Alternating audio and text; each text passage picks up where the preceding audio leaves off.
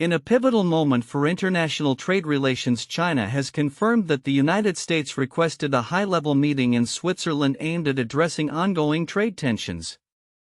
This announcement comes as both nations grapple with the repercussions of a protracted tariff war that has significant implications for the global economy. The meeting, set to include U.S. Treasury Secretary Scott Bessent and Chinese Vice Premier Lifeng, will mark the first senior-level discussions since the escalation of trade hostilities initiated by the Trump administration. Chinese officials have stressed that they will approach the talks from a position of resistance against any further tariff increases, emphasizing their commitment to a dialogue rooted in equality, respect, and mutual benefit. Foreign Ministry spokesman Lin Jian articulated China's stance, asserting, "To pressure or coerce China in whatever way simply does not work. We will resolutely safeguard our legitimate interests and uphold international fairness and justice." This declaration underscores China's determination to counteract U.S. economic strategies that they perceive as aggressive. However, President Donald Trump has disputed China's characterization of the meeting's genesis, stating, "They said we initiated? Well, I think they ought to go back and study their files, okay?" This remark reflects the contentious nature of the negotiations as both sides vie for leverage in a landscape marked by significant tariffs, 145% on Chinese goods entering the U.S. market. The stakes are high, with the U.S. positioning itself as having the upper hand, insisting that China's economy relies heavily on American consumers. As the discussions approach, the Chinese economy faces mounting pressure. In response to the trade conflict, the People's Bank of China announced a strategic cut to interest rates and a reduction in banks' reserve requirements, which aims to inject liquidity into an economy struggling under the weight of tariffs. Governor Pan Gongsheng noted that the measures were necessary due to a global economic landscape marked by uncertainties and increasing fragmentation. These actions reflect a dual strategy, addressing immediate economic challenges while preparing for potential outcomes from the upcoming negotiations. The broader implications of this meeting extend beyond immediate trade concerns as both nations navigate a complex interplay of economic interdependence and geopolitical maneuvering. Analysts suggest that while the meeting offers a glimmer of hope for de-escalation, substantial barriers remain. The U.S. has previously implemented sweeping tariffs targeting China, while Beijing has retaliated with its own set of countermeasures, including a significant tariff of 125% on U.S. goods. Looking ahead, the outcome of this meeting could set the tone for future engagements between the two superpowers. A failure to reach an agreement may exacerbate existing economic strains in both countries, while a successful dialogue could pave the way for a more stable trading environment. As the world watches closely, the stakes for both economies, and indeed the global market, could not be higher.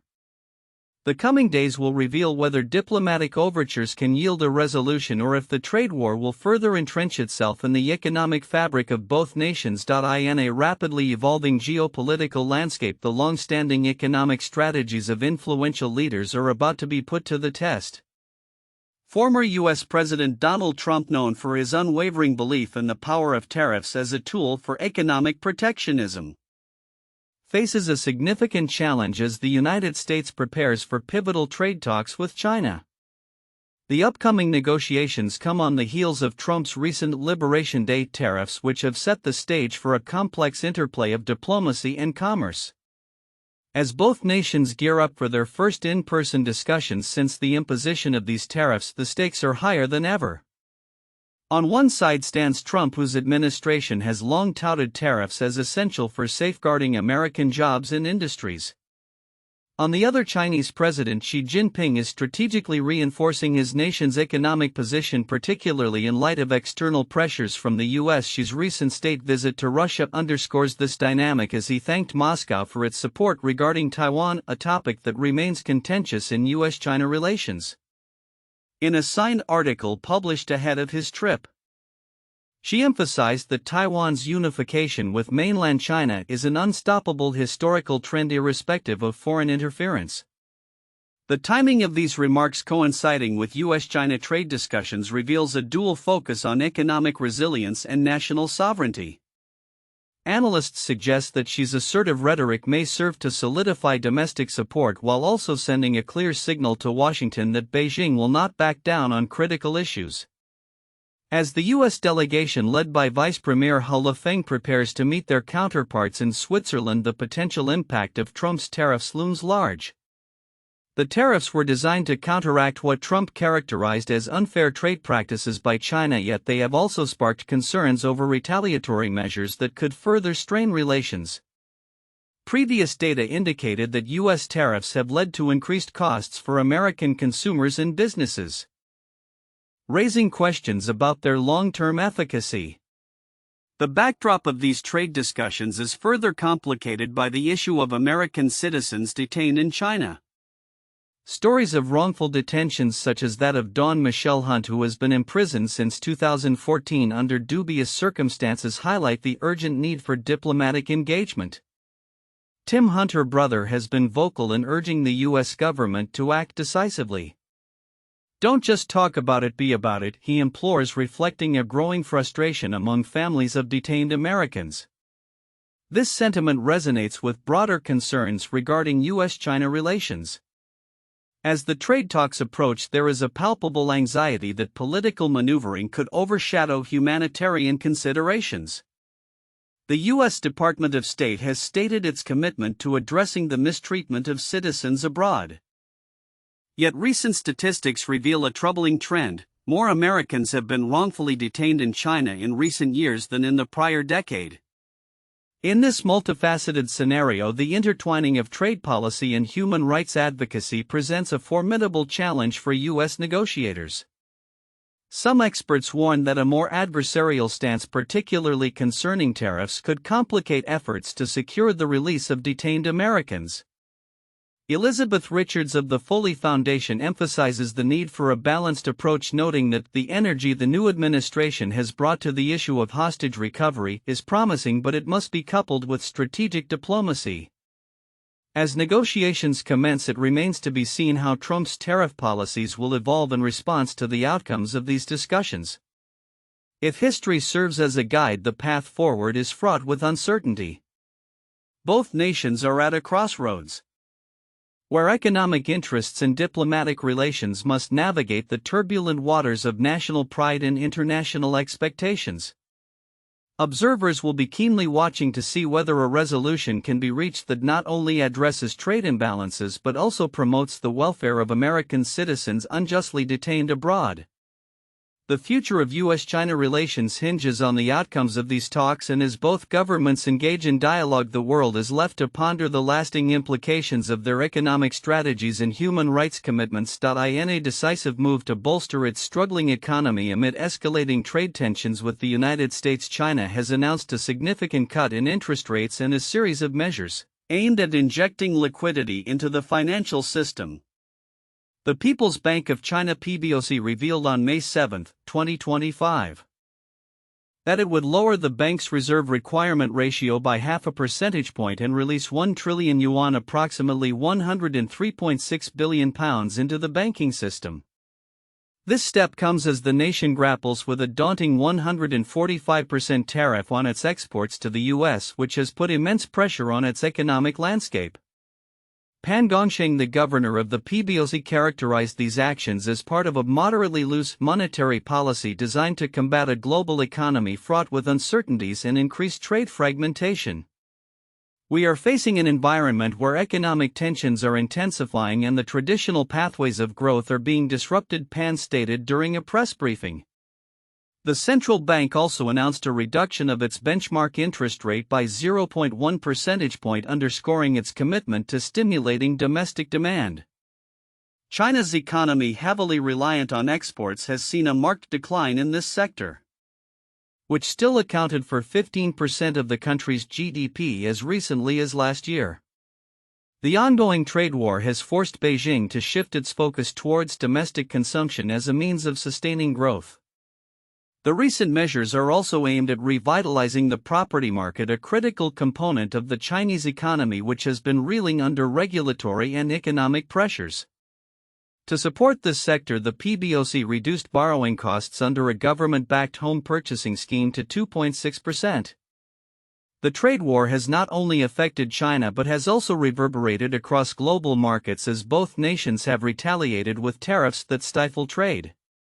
The US has imposed sweeping tariffs primarily targeting Chinese goods, while China has responded with significant tariffs on American imports. In light of these developments, senior officials from both countries are set to meet in Geneva for the first formal discussions since the tariffs were enacted, raising hopes of de-escalation. However, analysts remain cautious about the effectiveness of these monetary measures. A report from Capital Economics noted that while the stimulus is likely to have a positive impact, it may be modest due to weak demand for loans from consumers and businesses. The Australian banking group ANZ echoed this sentiment, suggesting that the government's actions reflect concerns about meeting its growth target of 5% for 2025. The broader implications of these economic strategies extend beyond immediate relief efforts. As China seeks to stabilize its economy in the face of external pressures, it is also redefining its growth model. The emphasis on consumer spending and technological innovation may signal a shift in how China approaches economic development moving forward. As the world watches the upcoming trade talks and their potential outcomes, it is clear that the relationship between the US and China remains pivotal to global economic stability. The coming months will be critical as both nations navigate their complex interdependencies and the broader repercussions of their trade policies. In an era defined by technological advancements and geopolitical tensions, the United States military is grappling with the urgent need to maintain its edge against adversaries, particularly China. During a recent hearing before the House Appropriations Subcommittee on Defense, top officials from the Department of the Air Force emphasized the critical state of U.S. military capabilities and the necessity for enhanced funding to address evolving threats in both air and space domains. Acting Secretary of the Air Force Gary Ashworth, alongside Air Force Chief of Staff General David Ulvin and Chief of Space Operations General Chance Saltzman, painted a stark picture of the challenges faced by the U.S. military during their testimonies. The hearing, held on May 6, 2025, was set against the backdrop of a preliminary budget proposal from the White House that earmarked over $1 trillion for the Department of Defense in fiscal year 2026. Although specific allocations for the Air Force and Space Force were not detailed, the broad budget overview highlighted priorities including advanced fighter jet development, missile defense systems, and space capabilities. Ashworth described the Department of the Air Force as being at an inflection point where immediate readiness must be balanced with long-term modernization. "We are engaged in a fast-paced race for technological superiority against a well-resourced strategic opponent," he stated, reflecting the urgency of the situation as China continues to advance its military capabilities, particularly in space and nuclear arsenals. The discussions at the hearing underscored the growing geopolitical tensions, with the Chinese military modernization efforts looming large. General Ulvin noted that China's ambitions extend beyond its borders, aiming to coerce its neighbors and reshape the international order.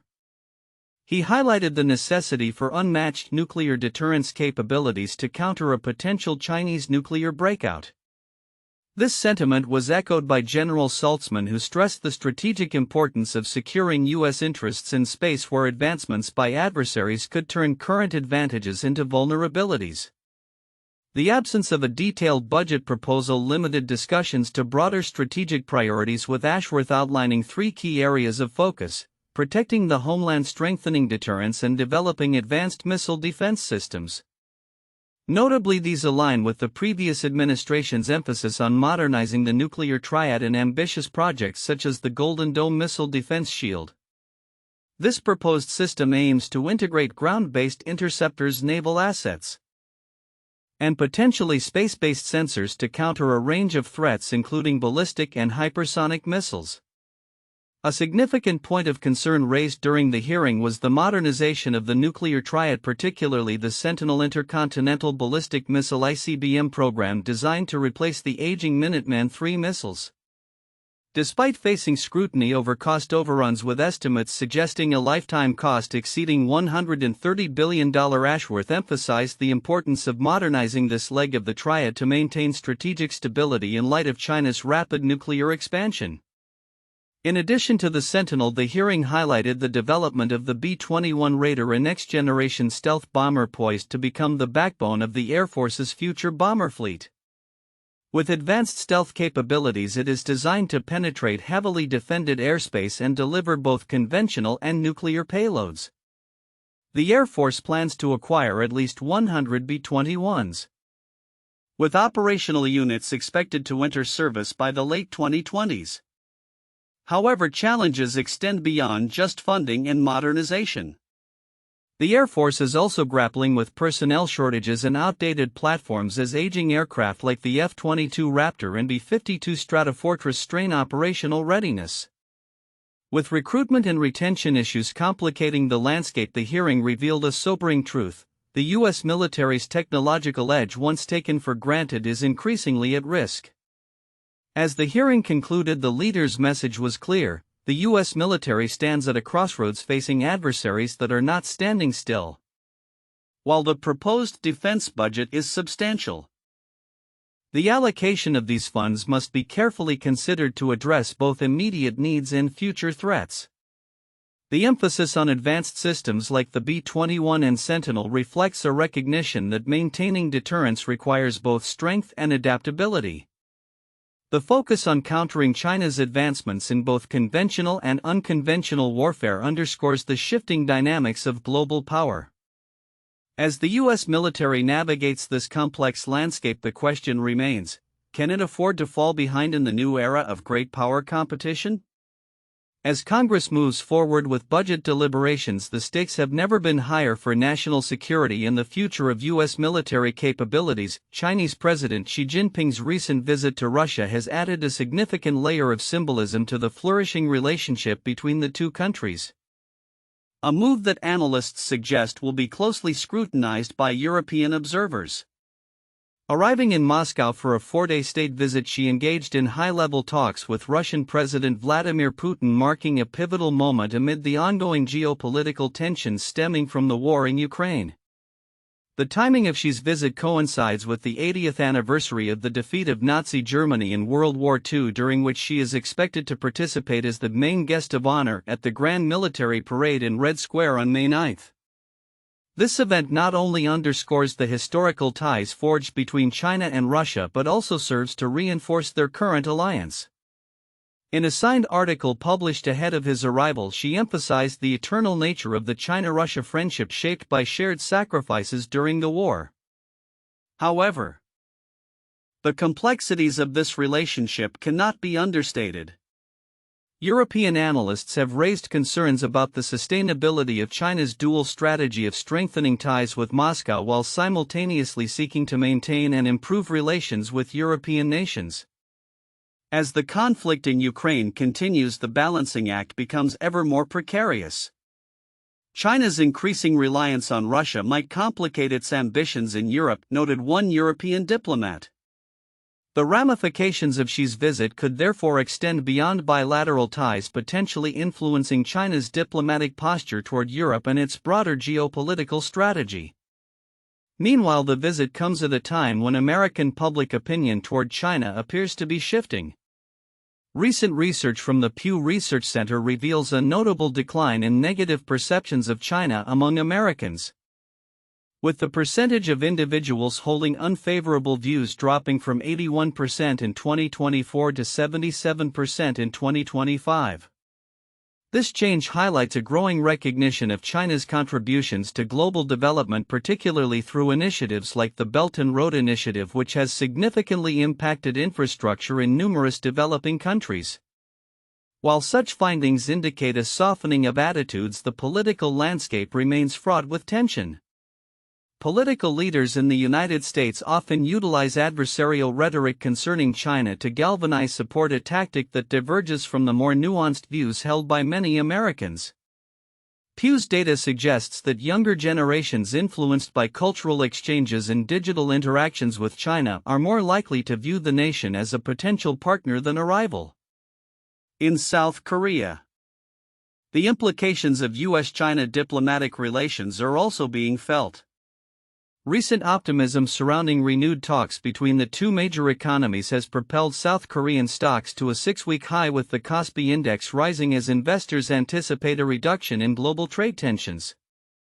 The strengthening of the Korean won against the dollar reflects heightened confidence among foreign investors who are increasingly betting on positive outcomes from these diplomatic engagements.